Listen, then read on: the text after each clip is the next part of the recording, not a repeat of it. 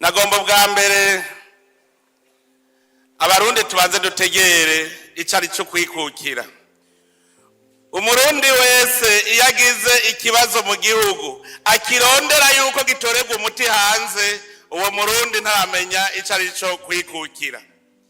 Twama tubibona akeshi mbere twiyumvire yuko boba ari abagifise kagatima k'abapedese, bamwe n'ubu batarumva ko barikukira, bazi ko batwarirwa mu mahanga. None rero nagira mpanure abo barundi, muvi buzimu muji buntu, mumenye ko igihugu cy'u Burundi carikukiye. Nta kindi gihugu na kimwe cyashira hamwe na rimwe rizoza kugaba uburundi ngahi iwacu. Niba ikibazo cyawe kijanye hanze, nuko utakigira umutima wo gukunda igihugu cyawe. Kandi urugero rero dupimira ko nico, hariho abantu babonye abenegihugu batabatoye baca biruka muri ONU no muri Union Africaine ngo babatabara, aho kuja mu benegihugu ati hanyuma murazopfuma mundabagiza. Noneho nizo mutora abo berekana yuko bagifise wa mutima w'abapedese yuko ibibazo by'u Burundi bitorerwa umuti hanze.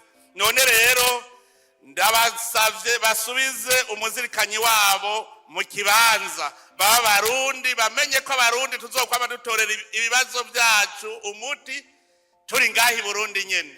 Ndetse mbere turavyorosha ubu twama twicaranye tuza turaganira.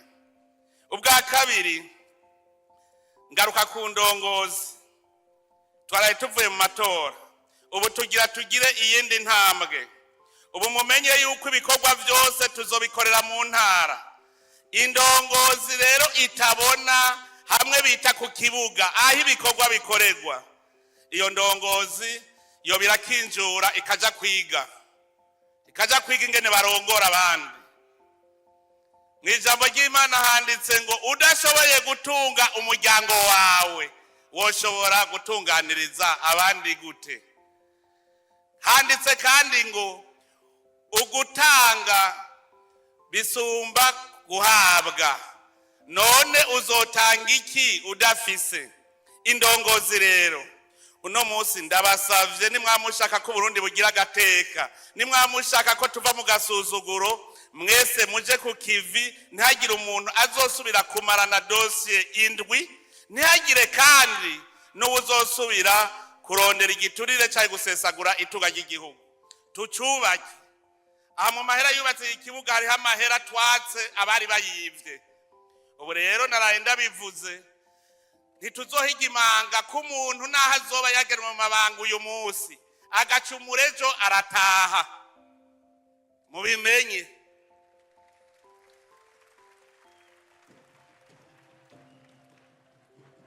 Abenegihugu murazi baguma banyandikira utuntu, abenegihugu bakagushengeza iwanje ngasanga nivyo vyiza, zogusaba uce wandika ikete ryo gutanga imihoho utaririgura maramara.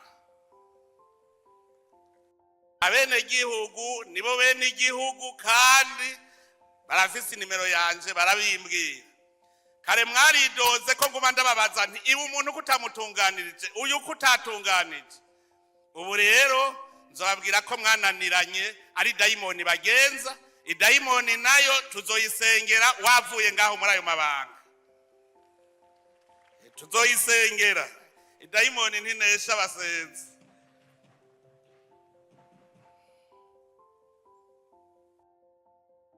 Mwebwe mujejwe intwaro n'abajejwe umutekano, cyane cyane Nyamiramabi, hariho ingeso ziguma ziza ziribonekeza.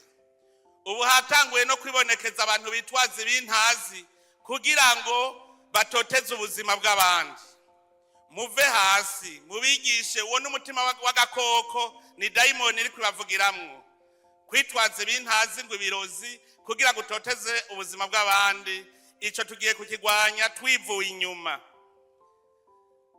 Abo bakitwaza rero ibintazi mushaka mwe murasubiza inyuma. Ico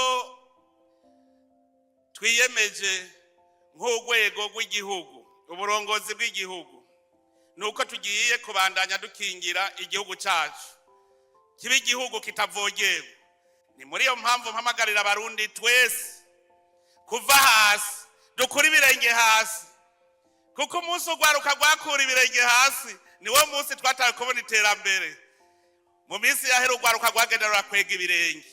Ubu rero twese duhaguruke tuzoja mu mitumba tubigishe gukunda igihugu, tubigishe gutambuka kubona imbere, niho igihugu dushobora kugiteza imbere.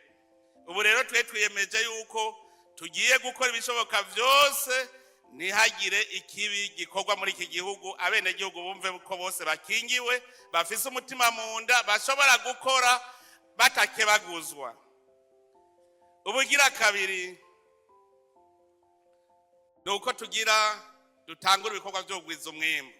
Ejo mwarumvise ibyo nashikirije, mu burimyi dushaka yuko amatongo yose atarimye tuyaha abarimyi bayarime. Amatongo ya leta ataca ariko arakora uno munsi tuyaha abarimyi bayarime, igihe hazozira imigambi y'iterambere tuzoheza tuyikorereho, mugabo hatari hicaye, kuko hariho abaguma bayarabaraba uko gusa.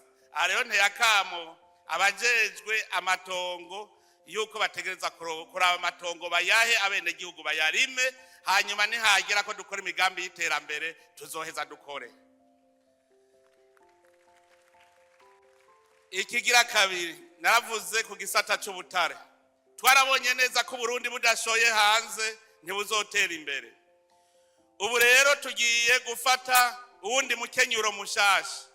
Twarabonye ko hari abarundi benshi b'abahinga bazi gucukura ubutare. Twarabonye ko hari abene gihugu amakoperative babishashaye. Ubu rero tugiye guhindura umukenyuro. Abivyi b'ubutare muwe muritegura. Ubu tuzoza tubaha akazi, mwimbe tugura dushora, hanyuma gutyo muwe murose amahera kandi n'igihugu kironke amahera. Ivyo barabisavye cyane cyane abene gihugu bari mu bice birimo ubutare.